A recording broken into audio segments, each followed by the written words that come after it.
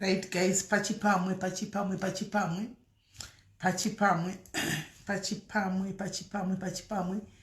Tashike 550 pachipamwe.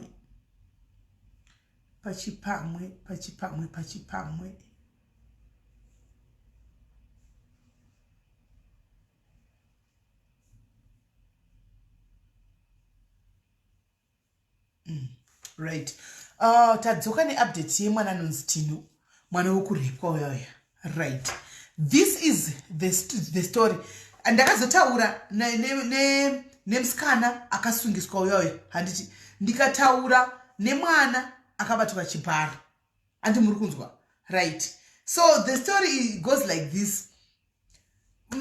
Mwana uyu vanogara pamba pamwe chete handika ku Glenview kwararoko vanhu vaigara pamba pamwe chete ndopavaigara handimaona ndopavanogara actually pamba pamwe chete saka vamwe vanenge vachinoja pavowo vamwe vachinoja mavowo asi pari paimba 1 handiti saka mwana uyu anonzi aishandira ava mai ava nemurume wavo handimaona saka murume wavo akanga usara achirepa mwana ushu mudiki ushu Tino ushu vachirepa Tino ushu baba mwana ndobva azotaura achiudza mai vanhu mukadzi womuridzi wemurume kuti baba vari kundibata neni vari kundirepa handi mai vakataurwa mwana wayo vakati hazvitaugwi handimaona hazvitaugwi saka mwana wayo akazosvika pakuti vamwe vaigara navo uyu akazosungiswa musi unoyu handimaona akazosvika pakuudzawo ava uyuwo ndobva munhu akachangama akati aiwa imhosva kuti unorepiwa chii ndobva atora atora mwana wayo musikana handimaona ndobva adiwo atanga kuti haungarepiwi hazviiti ndobva vaenda noripota saka nyaya iyi yakaripotwa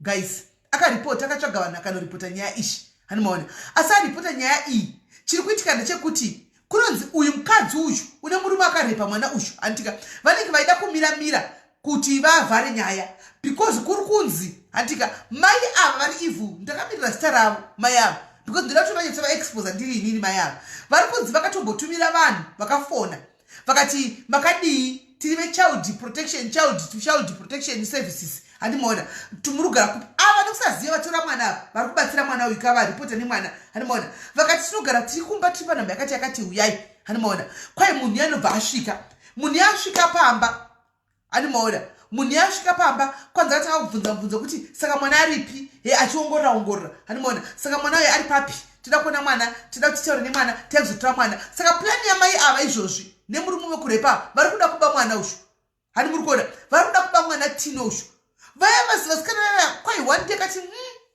no matter nhasi munopera kublokwa mese isa yenyu malingi enyu pano nhasi ndikupera kubvisa imese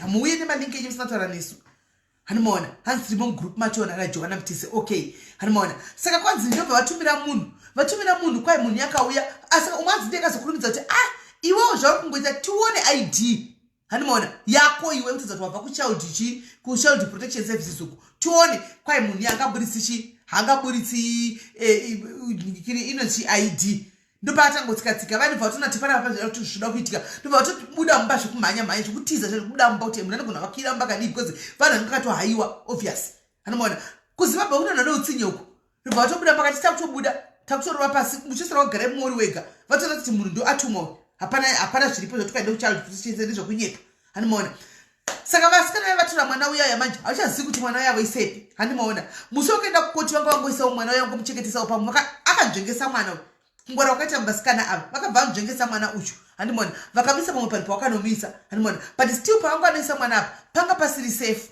handimaona kusvika musi wabva ukoti uya aenda zofoneni ndikuti nditaure nemwana tinzwi ndihwe story ewa nyaya itoripo zvishuwa mwana akarepiwa handimaona ende nyaya itori reported zvechokwadi handimaona ndobva ndavati kurumidza kubvisa mwana iye ipapo handimaona ndobva ndavaudzwa kunisa mwana handimaona saka ndakanoti vanisa mwana kwaari hakuna munhu anokuziva ndindoga nehwani mumwe musikana wandakatuma hakuna tomboenda uyu akasungwa uyu haatombozivi pane mwana akanga akasungwa haasi kutomboziva pane mwana because ndakati newe wacho wafanira kuziva kuti pane mwana unogona kuti ukabatwa murodhi mukatushwa tochaunzi mwana ripi unovatongedzera kuti apo saka iwewo ndikutuma muna zotora mwana ipapo achienda nemwana saka mwana takamubvisa guys hari muri kunzwa mwana akabva nokuti ava mai ava vakusungisa musikana uyu akasungwa musuno nenyaya yemwana uyu vari kutotsvaga kuti mwana ari papi nokuti vakatora mwana ushu musikana uyu vakamutora mwana uyu hapasina nyaya animoza nyaya yacho iri kukoti nyaya yerep iri kukoti and akabvasungisa futi mai ava nenyaya yekuti kwai data wati protection amenu. Saka vakatora musikana uyu pakachekwa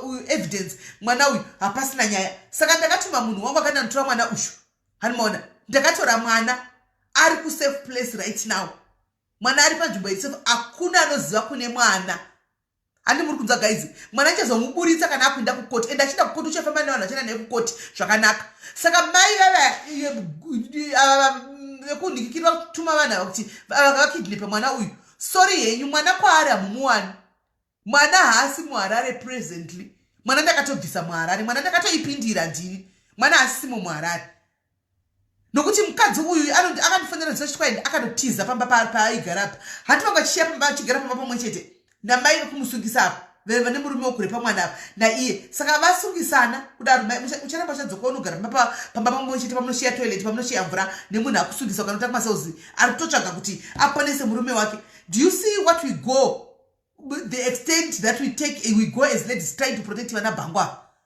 Mai avari kuchiza kuti murume wavo akarepa mwana, asi mai vari kumirizika vachimisa zvimatintini zvakasvava kuti murume wavo asasungwa. Kana ndimiwo guys, murume wemangwana arepi mwana wavo, mangwana munoziva kuti history has got a way of repeating itself.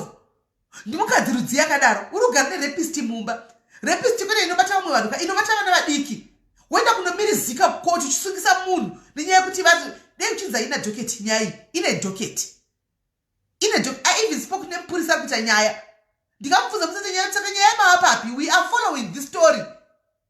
Because uyu musikana ari kundudza kuti hanzi pavanga vari kumupurisa paita nyaya, hanzi aifonegwa nevanhu vakawanda vachinzi tisana ningi nyaya iyoyo chichichi. Ndikati hakuna munhu ari above the law. Iyi nyaya iyi ndati ndikuudzei guys kuti yaapa public domain. Nyaya yapapublic domain. Mupurisa kuti nyaya ikasanzi yaenda kukoti, guys mirai muone. Nyaya ikasanzi yaenda kukoti because mai vari kumiramira chaizvo nehama dzavo kuti nyaya ishayiwe value. Vari kumiramira kuti nyaya ishayiwe value. Saka isusu nyaya iyi guys ndati ndikuudze kuti imi mochivhurawo maziso. Nyaya yauya pano yatove Livingstone 2. Nyaya iyi yapublic nyaya. Ani muri kunzwa? Yapublic domain. Toda kuto kumagumo kwenyaya iyi tinenge tiripo. Otherwise kucheta honde kuti ichadzingisa vanhu mabasa. Hakuna munhu anofanira kudhiswa panyaya ishi. Takatoitarisa nyaya iyi. We are following this story. Tiri kwatiri kumatima nenyika mikoko. We are following this story. Saka vapurisa ndakataura nemi vari kuita nyaya iyi. Kana makatarisa live show ino, nyaya takatarisa. Vakuru vemapurisa nyaya yemwana muri kuiziva yakaripotwa iyi. Takatarisa nyaya iyi. Justice must prevail. No one is above the law. Hakuna ari pamusoro pemutemo. Izvi vanhu vanotsiretsera vanhu kuzova vanhu vachifuta. Imi makambona kuzova kwatova nechitendi chokutsiretsera na guys, makambozviona? Makambona kuti macitizens pachavo vava because une hama iri kuhierarchy kumusoro mai mwana vari kuda kutsiretsera vamwe. Munotsiretsera vamwe nehierarchy pakuti kudiko. Kana uchizvitemba pamefia imbovinga munhu kapanzvimbo musangane paground tione kuti mukuru ndiani. Kwakwanzira kuzoibva ma-third party amunenge muchiti kwai mahierarchy enyu kunzvimbo dzekumusoro ikoko kwanenge ari ikoko. Money talks. Money cap. Takatarisa ndati ndingokuzivisai vanhu vehamba vepanapa kuti nyaya iyi takaimirira guys, takatoitarisa. Musi waenda kukoti senge tiripo. Ini ndine vanhu vanenge vanditotuma ende ndine vanhu vandakatotora kutoziva kuti nyaya iri kufamba sei kusvikira kumagumo kwenyaya. Andimaona nyaya dzerapids kuzimbabwe dzisi kutogwa serious dzevanhu. Aminotine mhaka yei? Mapurisa anodhiziwa nokuti vanenge vachikora 2 bob guys. Kana vachikora 20 bondi moti vakaga kudhiziwa. But imagine mistake kana nyaya ichinge yauya papublic domain zvakadai so hatina ukatodhiziwa nekabasa racho kwanga uchipauta 20 bondi zvatopera. Because tichafamba nenyaya ticharamba takaburisa maziso kudai and tichaita noise kusvikira nyaya iyoyo yaita. Justice for Tino. Nyaya ngaiende kutrial, fair trial inotongwa kutrial. Asi ndapiwa sare mukadzi ndikaipiwa ndichamuexpose. Ini ndinoexpose. Ndikapiwa sare mukadzi uine picture yake au expose. Ari kuita zvinhu zvese izvi. Animona. Au expose ndikangoti ndakamudza mukadzi ndipeka mapikicha chona haui. Ndikati kudari kutya. Rikaiti nguva yanditaura ndakazvimiririra pano kuti uyu unohla asi isatihli. Animona isatohli. We want justice for this child, justice for Tino. Hamukati asi maishandisa mwana marichoza. Ndisungise. Kwa haripo andina nyaya chandakuiona kaini nhoroondo ini ndiri kuudziwa ndikutaura nevanhu vanonyaya yekuseri zvenyaya yekunhoroondo ndamboiona ini ndinamboverenga nyaya yekunhoroondo ndamboiona mazana handisi kumboenda kunhoroondo ini ingo yaonayo anayo nemapicha yake ndikandireyo kundingikiri nditikandireyo uyu kuwhatsapp kwangu ndikandireyo kuwhatsapp ane mapicha emukadzi ene mazita ake ndikandireyo kuwhatsapp ndikandi anosungisa ushu haasungisi muzimbabwe yose ungasungisa munhu ndipe kuseri chiyera masenda ndipe yezvo kuseri tione ungatoti ukauda kusungisa vanhu unosungisa vanhu uchisungisa vanhu on which ground neungoriwo nemwana musikana ungati kuti huya kane nyaya yako huye nenyaya yako uyu unoti kwaibvisa madzihwa wamboona madzihwa kupi kwewe bvapo mhani wezibenzi kuda kuti distract kuti tikangasa nenyaya yenhingikiri titaure nyaya nemusoro panapa paimwana akarepiwa dzihwa raona ndiri type kuti inokuita dzihwa iri wambona ndine dzihwa ndiri type kuti ndine dzihwa tototora nyaya iri serious panapa iri sensitive unoitaura nyaya dzekuti kwai madzihwa togona ngokufamba ka tokanga watikaita kufamba utora zvemadzihwa unonaso ndiri type inoita madzihwa iri kuda kuzama kuti ivhiringidza watumwa herewe kuti zama kuti ivhiringidza ofuna kuti nyaya serious panapa watumwa kare kuti uvhiringidze nyaya iyi ukwane iwe anmona saka guys tiri kuda nhingirikiri justice yemwana ndipe iwe handina mapicha achona ndipe iwo madzihwa api kwandomboita ina handiti ndinokichonekata flu dzihwa rimbofira kazoerera kudai kana richierera kudai handimbouyi palive kana dzihwa richierera kuti ndadii ndikatoya panapa kana ndakagara pane pakati ndichizviona kapa saka ngatidza kunoona kuti pane chidzihwa chakarembera kudai ndove gundore here ndoya nedzihwa imika iwe kwane iwe kwai mune dzihwa bvisai madzihwa wamaone ne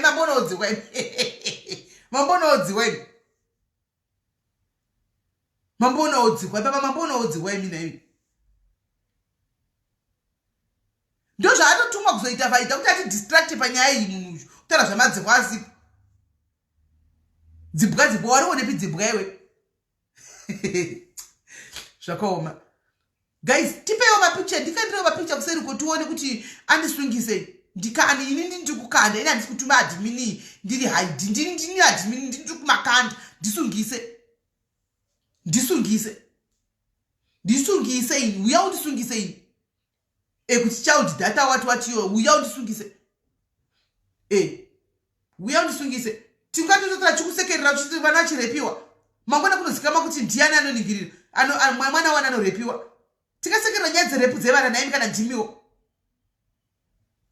tasekera nyaya dzevana pana kuti dei uri wakatanga kutomhanya nemwana yako unosungisa murume wako uri kuprotekta video zvinhu zvatinoitira mupolisi so saka kuprotekta nhingikiri kuprotekta mwana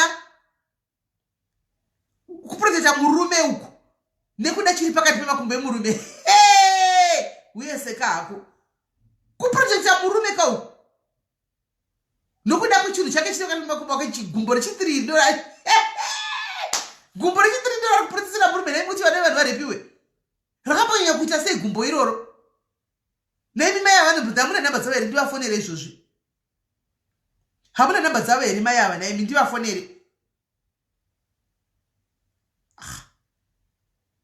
varimo mucomment section vanenge varimo mucomment section shuwa nemi government yezimbabwe shuwa mungasunga vanhu vanoita nhingikiri vanoreza alamu yevana vari kurepiwa vanhu vari kureza alamu yevana vari kurepiwa movasunga zvakaoma shuwa zvinhu zvekuzimbabwe kuzimbabwe kamereka trend kari kuitika so gai kekuti vanhu vanozivhundusirana kuzimbabwe uku unongovhundusigwa nemunhu so muwako sangobvundusa kuti ini ndokumira uone ini ndokupedzera chekugadzirisa otonoenda kwava dzake dziri kumusoro koko kamheno zvinenge zvichitika hamheno kuzimbabwe kokoko imika taakudzoka musha we are coming back tichitoita malive yatiriko kure nagweruko taakudzoka kumusha mutisungise tiugesise saka sena angu chatogara ndakaenda kuchirugika kujerere vakati ndichagara ndakatoendesa because ndichiko ndichidzoka ndichitoita live musi woyo ndodzoserwa futi ndodzoka zvinchiko chatogara chakaenda kushurugikira kumuti murefu kumasvingo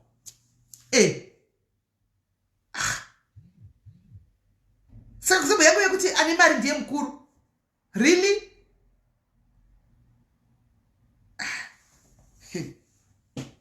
zvakaoma. Zvino December tiriko. December tiri kuuya nemutundu yedu, tunduru. Tikusvika netunduru dzedu, pasoro dzedu. Tikusvika nepasoro dzedu paZimbabwe. Zvokutodaro. Kuvhundusira kwamunenge mudangoita vanhu muchingodi iti murabva kujonera muda kuvhundusira rimwe racho muri nokutamba irafu because rari chimendari chiche kujoni. Munotabwa rafu. Timu rubva kuno ku South Africa kuno kwari kwadi zvokumanya akachigara mujoni makorese kai. Zvokuda kuvhundusira kunzira vamuda kuita ka vari kuuya. Tiri kuburuka manje tenge chiburuka mandazi. Manje tenge chiburuka mandazi Toms. Tuone kukuvhundusira kwamunenge muchikuita vanhu everyday kuti munovhundusira kuita sei. Hanimona. Saka musikana aya guys akudzokera kukoti mangwana. Musi 16. 16 or 19 I mean between the 2 dates. 16 or 19. 16 or 19. Sure.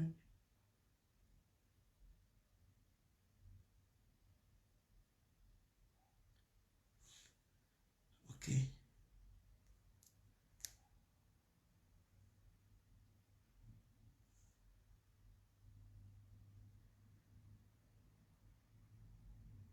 Maishoni. Vanonzi Maishoni Rachel Sanewe. Ndiye ari kusungisa vanhu. Uchingoti matako asina ode. Ndiye murume wacho. Right. Ndamawana guys mapikicha.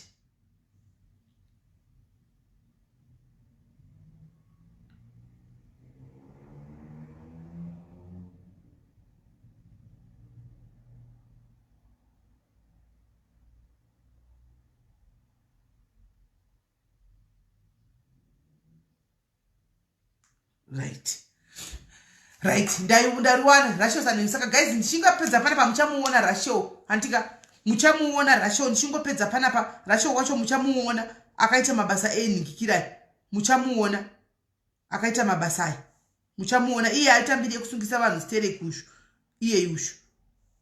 Gaiti beta tongoti chiri pana pati beta tongopedza madhira acho. Because kujairana kawo. Shosho ungada kukoshesa kuvatiwa uchitadza kukoshesa vana. Mwana chasiri wako kukana de angara wakati kwa waiwa sei. Waiwa sei. Chode angari wako mwana waiwa sei. Waiwa sei. De angari mwana wako iwe waiwa sei. Kaenti pejo kutaura nasi mnenge mnyaya kudiscuss vashwa. Grupu. Hamuvenyi makaiona vamwe havana kuiona.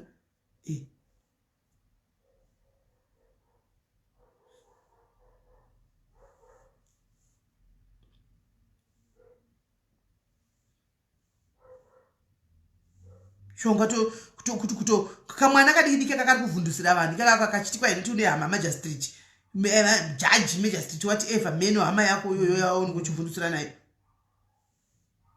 Ndaposta guys. Inda kuposta washinzwa.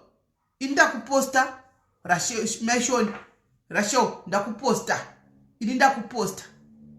Wajua ndini ndaposta izvo zvatoveko so kudiaries seru. Ndini ndaposta vasima hasi ID. ID aposta ndini ndakuposta. Shosho ungaisa polisi mberi vana kumashure. Hatunesa vana kumberi chirasiri wako. Saka guys nangoti muzoti nyaya iyi tikufamba nayo handika ende iripo yava public domain right now. Izvo as we are speaking handika vambofambira nyaya dzeku social services ndodzavafambira. Vafambira nyaya dzeku social services ndodzavafambira nemupurisa uya. Ende nyaya I'm very happy because ndikureceive message right now live vari kuiona. Live vaiona vese mupurisa kuti nyaya nevasikana vaya vari kufamba live vaiona handika live vaiona. Saka I'm very happy kuti live vari kuona right now. So sektora kwandeta ndareceive message izvozvi right now live vaiona handika ishi message live vari kuiona. Saka bhora mberi hatisi kumira tikuindira mberi nenyaya hatisi kumira. At least live vaiona kusitokozati malive edu anotoonekwa chete. Malive munoona imi muchida musingadi live munoona hamuregi.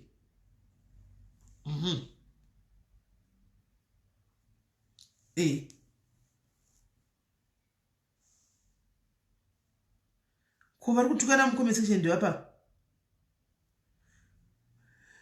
Akangoti zvimatako zvakangoti kureiwa hazvinambonyakura zvinotoshamisira asi zvakangokudai pikicha hatizi zvakangofamba hose. Vaona live vari kuona ndatoziva live vari kuona. live vari kuona. Saka nyaya yatakatarisa nyaya iri papublic domain. Nyaya ngaiende fair trial. Titoda zviri fair. Nyaya titoda fair. Aiwa yandivisona ndichi vakati wakamirira anzi machi postmortem.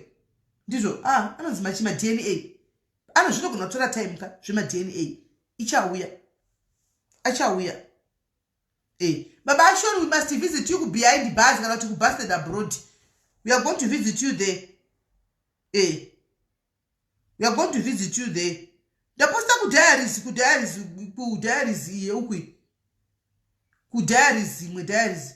Kuno post yo page rema post, page rema live rino iri. Tota page rema post chete. Ku page rema post chete uku. Anza yopatise naipeni unotizaya chindepi izvizvi kuna kuinyi ku South Africa musati kutodzokera kumba anotizaya chindepi iti chitoronga kudzokera ndaposta ku diaries uku baba shondifa kuvaona vari kuchikurubi iye shumaisho nocho nafuta kada kumira mirizika nganingirire nachera anopfeka magaro asarani enyanotamba atambe here magaro ake kana achifamba saka unenge akapfeka kana asingatambi magara anenge akapfekwa hatambi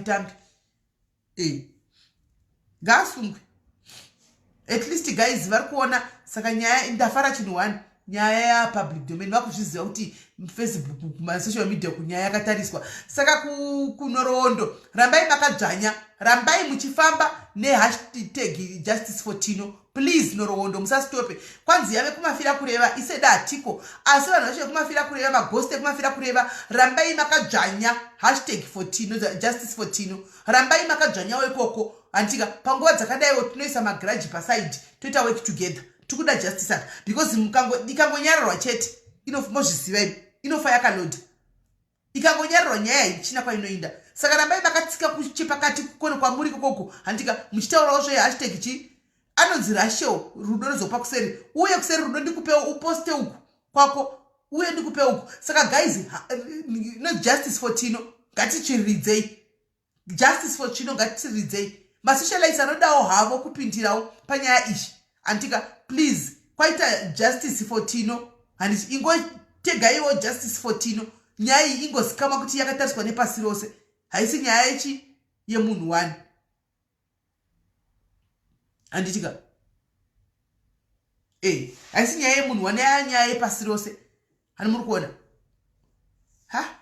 nyaya sekuredi ndakataura pano kuti sekuredi tikuda kuvaviga. Inga ndakataura pano 1 nayasikana kuti takuvaviga embassy iri kunonoka.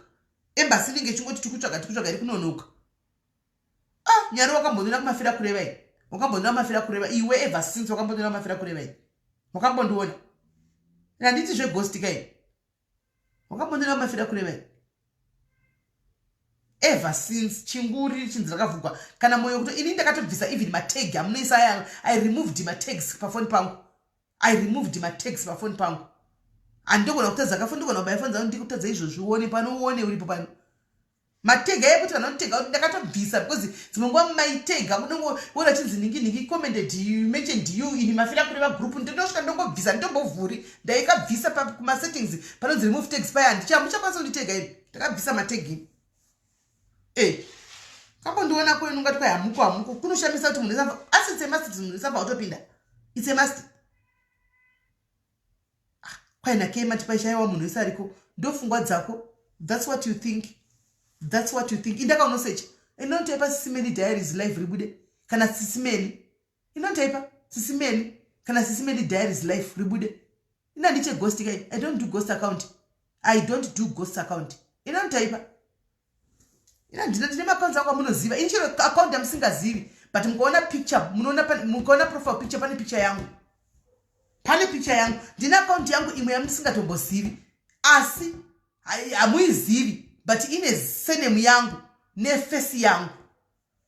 Ndipinde magroup esi ndakakuza kuti chinguri ndaka even magroup andaitori nawo ndakatobvisa magroup andaitori nawo phone mangu. Handikwei unyepera naye kuti tirimo.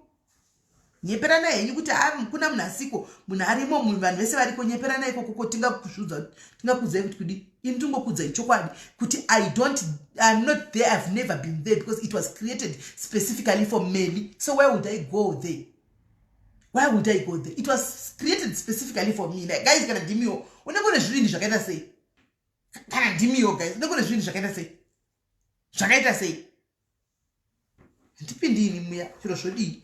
But anyway, I'm not here to convince you. But chandango kupira nchekuti kwai yave kumafira kureva yanyogwa mu comment section kuti zvakumafira kureva. Saka kana zviri kumafira kureva, rambai makadzvanya kuti tirambe takamira pamwe chete tite noise. Kunorowondo, rambai makatsika chepakati tite noise. Handika vane mamwe magroup nemamwe page, rambai makatsika chepakati tite noise. Belinda bofisa titi zvemagosta vati zichete vane vadango kungozvifadza ngozviconvince kuti munhu isane ghost account. Me, I don't do ghost accounts. I don't do ghost accounts. I come as I am. Ndosa mchingondibhasha. Mchindibhasha munyasondiona. Ndakadai handimbouyi neghost azviti ndichiri dii. Handitombogoni kuri create ghost and handitombogoni kurishandisa and handitoridi. Ini ndongozvira ndakadai. Pedza. Muri kuona iyi account mina ndikutaridzika. Kwava vanotya inde ghost handimukona. Mirai, handi munoti inde ghost. Yitika ghost. Na munoti ndo ghost. Tasai. I want to show you. Kumakuwa here. Do ghost here. Handimukona ndo accounts angu 2. Do you see those 2 accounts? Do you see these 2 accounts? I ghost here. That's me. I don't do ghost. I am accounts angu. Saka murikona ndo yekushanda. Let me switch. I'm switching. I am accounts angu. Ndo accounts angu 2. These are my 2 accounts. The switcher iyo. Animona tine face yangu iyo. That is my face. Account, that is my face. And it a ghost account. Has makabidugura phone. Saka ndo diko so. That is my face. Then iyo. Then you go to account where can SIS-MELLY in maisha. There angu it's not a ghost account. SIS-MELLY in maisha. Uka switch after ni dokuna SIS-MELLY. Ndo ma accounts angu wayo. Au fuwa kwa napani ghost account. Choni nikakutora yaka block wa ina suka inenge no unblock wa mangwani. Let me show you. Kuneva notice SIS-MELLY muriko muni ghost. Hati jema ghost jino niko pa phone. Handi jino niko pa phone. Handi mukona the imwe phone ish. Right. This is another phone I want to show you. Right. Murukona idzo 2 idzo. You see 2 accounts zangu idzo. Right. Regarding the switch. The switch is switching issue. You all know this account is not a ghost account. You see? Hands really upside down.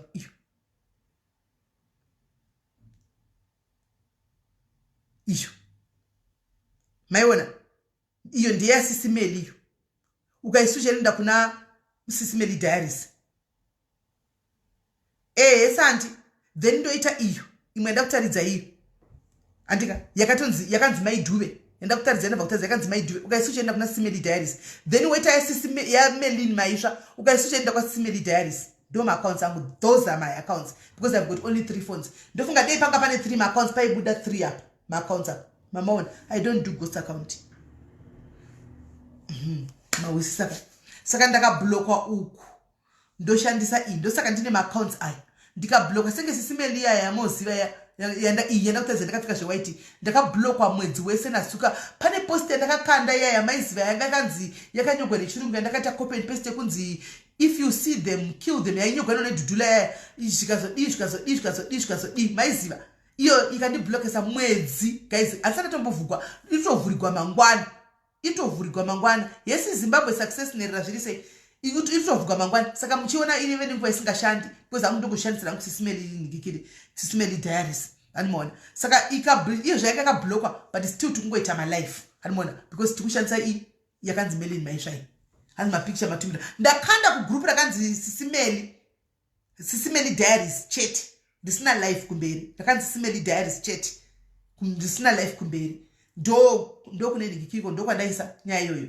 Saka guys pamberi nenoise hande nenoise anitika hanzi makasandukura phone pachari kuna andizuti riko zvinoitwa sei asi muchaona imama ndikutora ma screenshots uda kunyatsa kuona papi ndikutaridza right ndoita sei right kuti musaone ndizvo so ndasudugura zvakuita ndasudugura zvakuita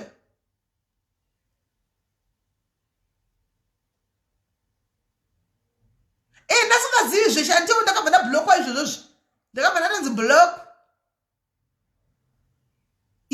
account yandu kuiona iyi ndini kawo.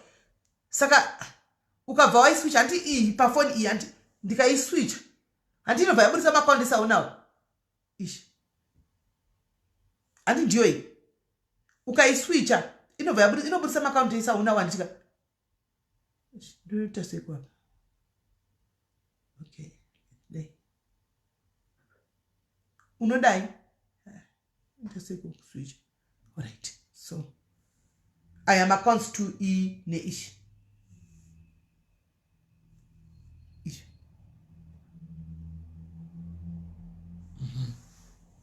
Right. Saka guys ndo nyaya iripo. Saka nyaya mkoma Edi ya bra Edi guys. Takataurirana kuti mkoma Edi have decided kuti let's give him a decent burial. Zvezvo kunzi hama dzikazodika guys embassy anditika iri kunonoka kutipa response. Baba vaya vakangorara mumochari. Anditi I have known him asepesera chakata ndisangana baba vaya chi inangu handizivi. Hanimona asi ndati inini I'm going to chi kuti I'm going to bury him with dignity. Hanimona ndozvita through police. Hanimona so that hama dzakazoya mangwana tinongoti chi endai kupolice. Police ndo inotaridza kuti hama yenyu yakavigwa apa. Handaka unozoverenga nemira Theodora kana ucha screenshot wagona. Hanimona ndo ichavaudza police kuti hama yenyu yakachengetwa apa because panga pashaikwa because embassy zvane nguva paita apa paya guys hapana kana action atikumbotangodi tikavabvunza kuti ko haufa ngoti tichiri kungotsvaga saka ndaona kuti hazviiti because the more yavanoramba vari kuya kumochari guys the more hanzi jacket yamakapfeka ko yamakapfeka jacket reyellow ndeyenyu here makamira jacket reyellow ripi. Andina picture ndi jacket trailer. Andina picture ndi jacket trailer. Saka that means I see yangu andizo ndiyani Caroline. Pamwe picture yangu ndara kango togoweke to profile picture ni mumu. Andise ko tine maghost akaona ni master eduka. Tine maghost akaona nditosangana umwana meli vanisanga dozimu road nditoseka wangu. Hanimona. Saka tikune maghost anotora ma pictures edu unoisa kuma profile avo. Hanimona. Akazviti womeli. Saka that's how messed up we are. As a country. Ndakona ubodika ndorowaneana guys. Ndikarowaneana ndiona munhu akazviti sisimeli. Jacket trailer netope black. Diaries ka ipage riya. Ndakapfeka zvo black jacket trailer ndi pamota ka ipage redu riya. Ndo page redu remapost roro. Asi ma account mwari muma street muone ma state ndi ma picture profile picture. Zvototogora dorashika. Uchitoti ndisisimeli. Indisiri ino kuti picture inenge iripo ndeyangu. Asi handisiri muridzo account iyoyo. Andazoziva yari kureva kunyuwani kupage uku. Kupage ka. Haiwa ndiyo. Iyo ndiyo. Iro ipage ka iro manje. Iro ipage iro ipage angati pa profile antina. Iro ipage iro ipage redu rema post iro. Hanimona. Saka baba yachava chengeta sandave ne date guys. Because ndachida kuenda kunasi. Hanzi maaccounts akawanda ungavapedza giresi maakaunda nemasedu auvapedzi asasiri yedu saka chanonzwa kuti mari yacho imari ibhiri rese ndouya vanoda kuzondibatsirawo kuti vige baba vamongobatsirawo anenge angofunga kuti ndoda kuwedzera pakuti mari yataugwa ndisewo 100 rand yangu kana kuti mari iyo kuti baba vavigwa let's do that mukadzi wafana anenge akadzokera murume wake handizivini akadzokera murume wake nahandizivi yati angoti udzoke paya ozodzoka kuno kuneshita umbawambonofunga ndofunga murume akanojambuka kuti uda kundinyadzisa uda kunditengerwa chii kupi kufacebook izi tichimuziva ari mbinga pano saka ndofunga zvakadhakisiwa saka zvakadhakiswa animaona saka mukadzi vafanana nasombodzoka ndofunga vakagadzirisana kumba kwavo ikukuku hameno hatina chatakazomboona hana kusombodzoka ndofunga vafanana nakapepa imota aizobvuma kuti abatsigwe paningikiri abatsigwe panoziva pafacebook guys isi chiziva vafanana iri mbinga it is very big. Sure, it's a one. Uzondibata kuseri. Saka ndofunga ndo zvakaitika. Because mpinga ingadai guys asikana achizoiti kuti muitengere bedi. I don't think around bed yakane stove. Makakana I don't think around bed yakane stove. Paya. Achinzora iti mbedha zvawanzi unobaya kuti atene vana pana ndaida tomutengera mbedha ngati timotenga mbedha motumira. Saka fanda naino vata mabedha wema diaries. Hanzi, how do you bury a stranger? Inyaya hombe ibeta ngosira authority. Right, Pauline McKay. I am going to bury that stranger. Watch me. I will be the first in your eyes and in your knowledge to bury a stranger. Watch me. And tongo ninda kuzvitorasa kuti nindiri banditi rinoviga vanhu vanenge vafa. Unozoti vanhu vanenge vafa kuno kwanovigwa nani? Vasina hama dzinoclaim vanovigwa nemabhanditi. Mabhanditi aya anongonzitorai vanhu vandai mofushira kugomba uko rakachekwa vofushira mukati momo. Hanimaona. Saka right now ndinenge nditori ini banditi. Handika inde ndiripo ndakangomira pinara pale chita zvese asi ndinde nditoripo papapa ninga chitoziva baba vaya kuti nditoripo. Hazvina kana basa zvazviya. Afa anaka ende afa inyama hana chanoziva. Zvezve belief dzenze kuti kwaya munhu wafa unotaura, munhu wafa unohodzoka, munhu wafa unozoya achikumukira. Vanondimukira kuti ndindakavauraya. My authorities are kuita those authorities that are going to bury this Mudara Edi, are they related? These authorities, are they related? Auntie, they're just like me. They are not even related. So I am the authority. So we are burying this stranger. And we will see what will come. And Yamaka Dimukindera, I don't fara, and options, and Makafano Fara, of which are Kuna, Evan of Fara, Evan, Makafaka Sanga, Evan, Makafano, so even as a tester. Ndeje kunyepa hakuna chakadaro ndakashitara ndikati dei kuchinzi vanhu vakafa vanoona vane mapowers atino vapa isusu apenyuka zvokwadi dei pasina munhu anotambura dei pasina anotambura apa ko vanhu vakafa vanodi kubloka rufu kuti vana vavo vasafe vanodi kubloka rufu ndinoda kuti mwana akafa vanodi kubloka rufu kuti ndakafa ini ndakasiya vana vangu saka I'm going to make sure I block death vana vangu havafi. Vanodi kuda vananokufa every day. Vanodi kuti vanhu vakafa kuti vana vanyanya kutambura skana havasi kuroorwa vakaroorwa kudzoka parume saka I'm going to put a stop. Hanimona vanodi kuda. I wonder wao Pauline McKay ndomuza kuma group anoona akawanda ninga chingove ni negative yake ega ndokana chingomona kwese kwandomana sana bomona kuti positive. Ndaichongofunga kuti munhu ari ku Africa ndikazoona kuti munhu ari kuningikiri ari kuma festival kandi zvikandishamisa zvakandishamisa nchitoona kuti munhu ari kuma festival kandi because comments ake they are always off topic. Animaona anogara chingove off topic kwese kwandongomona off topic. Hamana kuti munhu akaita sei. But anyway tomudakada we love you like that Pauline McKay. We love you like that. Isu guys isatsi chiwe njemeno ndazvichivanhu chavaita izvo chaingoko isusu baba vatoda kuti vaviga. Vakataura zvako naye listers aiwawo. Taka nei ndiudzewo. Saka guys ndichakuziva kuti burial yavo inenge iriko musi 1 vanoda kuuyawo mungoya musapota. Antika tongomira chiti kaita 5 vanongovigwa guys. Chero chakaita 10 vanongovigwa. Tongoviga muri kuva vefinara vane varipo vanoisa covid pasi achidzikisa ichiti kungomirawo chiti mukomedi taakuzivai nguva diki 1 week asi chifambai zvakanaka tatopedza. Aiwa izvo zviri zvakumapurisa tariro izvo zvavakumapurisa that one yakumapurisa don't worry. So embassy yakuziva police Zimbabwe knows embassy kuno kuinoziva police yekuno kuinoziva.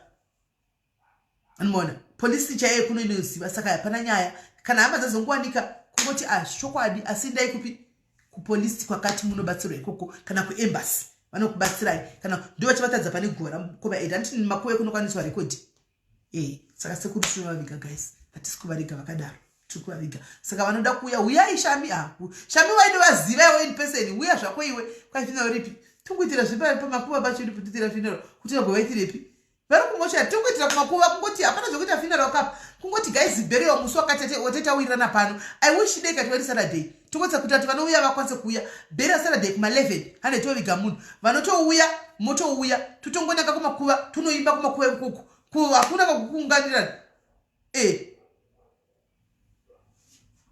anmona hakuna kuti hakuna anmazvona.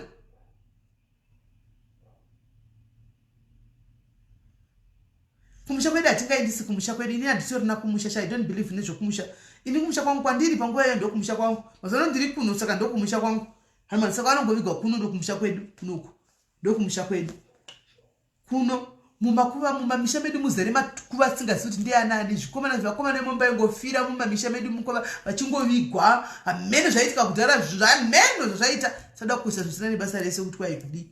Pana zvinoitika guys, ndikukudzai kuti mwana waMwari chinoitika ndo pastorina. Pana kana chintomboitika titovaviga baba zvakanaka, ubuntu, humanity. Tutovaviga zvakanaka. Hatingavasiyi nokuti vafa totikwainga vachidliwa nemabhanditi asi pa 2 minutes vangu vari vapenya pataida kuvasapa, taida kuvarapisa kana ndivo guys zvine sense. Taida kuvarapisa. Munyatsona ndichitofamba navo chida kuvarapisa. Vafa ndasinda kuti ngavachivigwawo nemabhanditi kana nemi guys. Nemiwo munoti chichimundiri munhu akadii. Munhu ari mupenyu waitadza kumuda chaizvo. Munhu afa wakumira kuri. Haimi. Chega ndiende zvangu guys. Kwa baba wangu kavigwa muno 1986. Unoziva pari here Zimbabwe Success? Unoziva pavari? Muno matyika uchitoziva pari riri bheta. Vanhu vanongovigwa muno every day. Tungovaviga muno every day vanhu wani. Tinovaviga muno every day. So guys, ndakuenda ndichika tobatsana nemusi wechitatu. Nai kudiwe watenga gosari munofuma akafa. Ndakagwadziwa sikana. Ndakagwadziwa veduwe. Our progress ndezvekuti iwewe pakuviga pa keep that to yourself istoviga sha. Keep that to yourself. Ndezveinyi izvozvo. Kwai live yezvipoko iri. Hayai buzz guys muye kunhamo. Hayai buzz muye kunhamo. Kune nhamo yamukoma Edi. Ordination uya kuseri titauri. Utenge mafuta. Kwai mbambira kwenewa gaindinde guys. Gaindi Hands don't be emotional. I'm not. Belinda. I'm not. Ndakarwadziwa. Namukoma Edi. Ndakarwadziwa baba. Mazuva mashoma iwayo maybe ndinyaya yekuti ndanyanya kuona vaifamba ka tichitaura saka ndaifunga kuti hapana ndakamboita fungwa dzekuenda kuti vacha sandova zvakandihita izvo zvokuti ndasingafungiri. Taitoti bo zvokuti izvo zvakutotanga kutopiwa mapiritsi avo nemishonga hapo. Ndozvo zvakandidistroy izvo. Dai ndakavaona vachinyanya kugwara zvokugwara pamwe ndaiti Mwari dei machizorudza mweya wenyu. Taingoti avazorora. Sure, Emmanuel Max,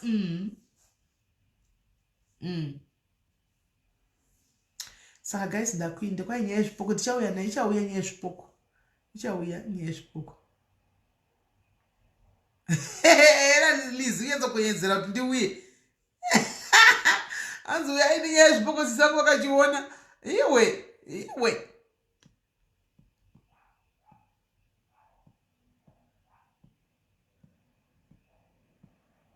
Kunyaya yauya ku WhatsApp kwangu ku inbox ndei ikwe.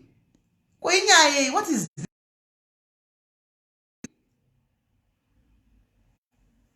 Inyaya. Hello. Hello, SIS MELLY, Morisei. Mushe kanjani?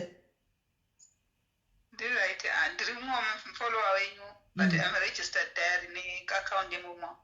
Nonzilipat mafunga. Okay. Saka pane ndisutaura wangu ava vasimudhayari wandokutaurira yavandogara kuZimbabwe nyazuva. Pandangoti aregai mbonzwa SIS MELLY maybe pangaitewo posamu kuti hawo ndambozama kuti ndovabatsire but nini hazvina kundimirira musha ndachimbovatengerawo 1 2 3 things. Pane umwe mhuri iri padhuze nekumba kwedu wamwe baba saka vane problem vari kunzi vane chinhu chiri mumusoro here chinenge chiri kuburisa mvura saka chiri kuvhara maziso avo saka ivo vangu vachiita zvekuchera migodhi nekufirira dzimba dzevanhu kuti vararamise mhuri yavo.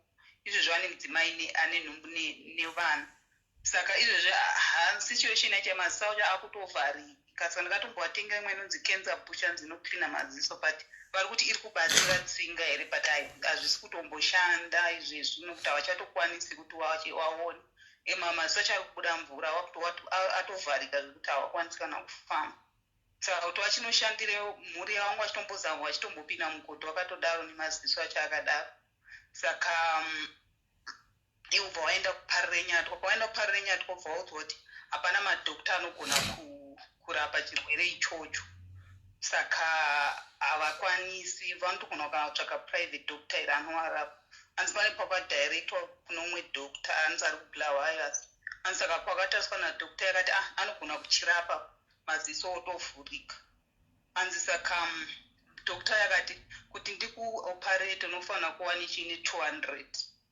saka pawangondi approachawo ndikati inini izvezvi kuti ndibatsire handinganyepe kuti mari ndinokwanisa maybewo kana ndazongotonda wana mabasa but its not now but manje iwo iri kunzi condition yawo itoda agent yawo pere so ndikangoti rega ndisvitseona simei because hanzi zvisi kutomboita situation yepamba pavo kana chikafu chaichaicho kuti watodya ndakatombovatengera shuga last month but situation yacho yakaoma sana angoti rega ndimbosvitsewo kuna SIS MELLY iwo hawangu asina foni saka ndakakumbira hanzvadzi yangu ndizvo kuti since chii uine mafoni 2 yewhatsapp nekambudzi chiwapowo kambudzi kuti wati at least waitawo foni saka hanzvadzi yangu ndizvo yakaendesa foni kumba kwavo ikoko saka amene kuti waita line here kandawasati handisandaziwa ipapo saka handisi SIS MELLY ndangoteka ndiwe nditaurawo nemi kana ndiziti kana muchikwanisawo kana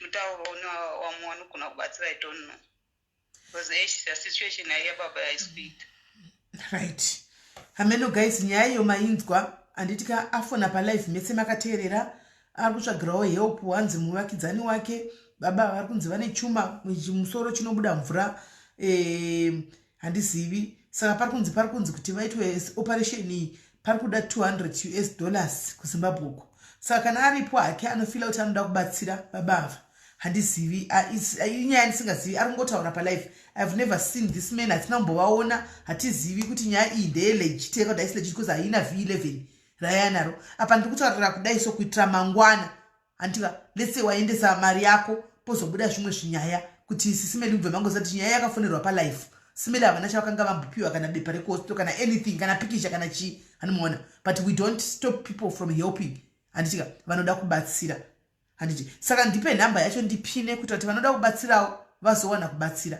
nhamba yacho inoti kudii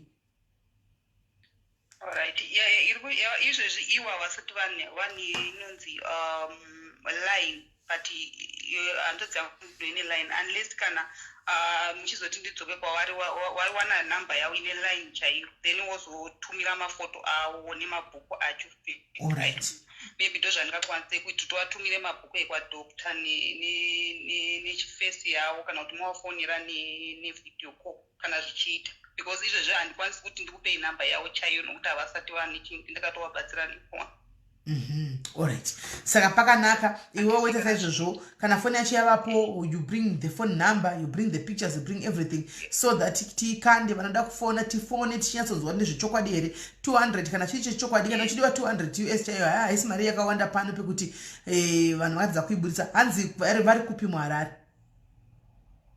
vari kunyasura hanzi vari kunyonzi kunyasura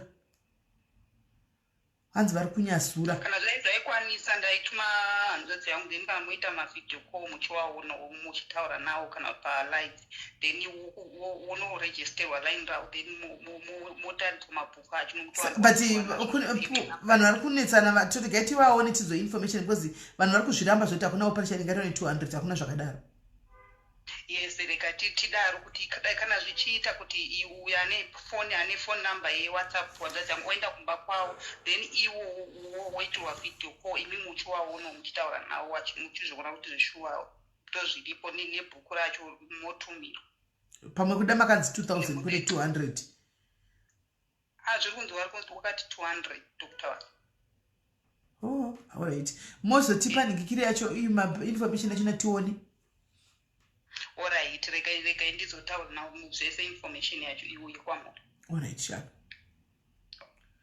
regai vanogadha information tione pane imessage yapinda iko zvinapa ikudisturba yako shelton ari kuita seiko vanhu shelton chiyangu ari kuita seiko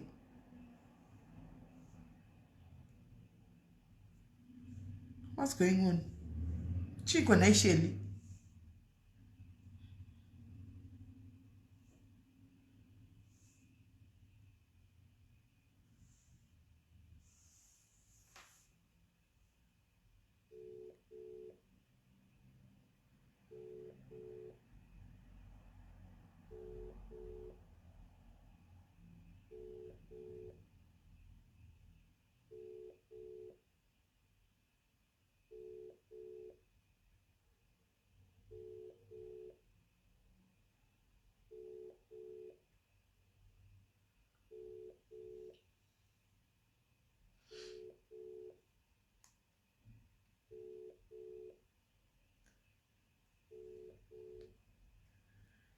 Amen.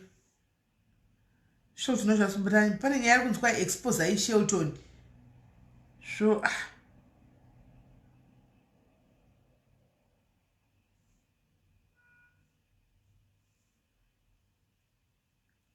kune nyaya iri kunzi expose aishelton kuseri kwanzi akadla mari dzevanhu nechichi inonzi kudii. Amen.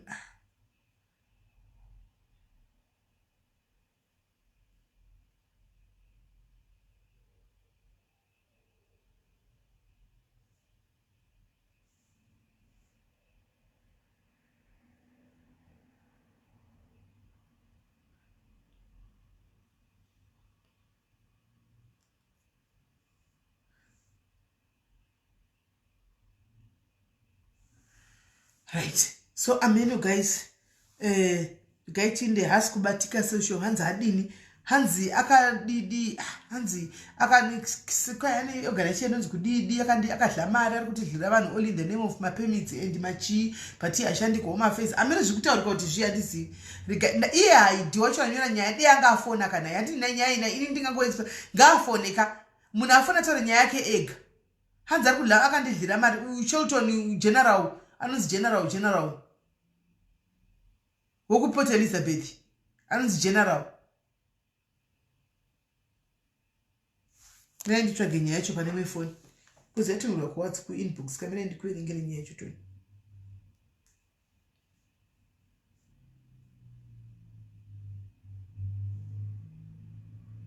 Right, ishi vanotumira nepicture yacho munhu wacho. Right, hanzi SIS MELLY, please expose this man. Vanhu vanzwa nokubirwa mbirwa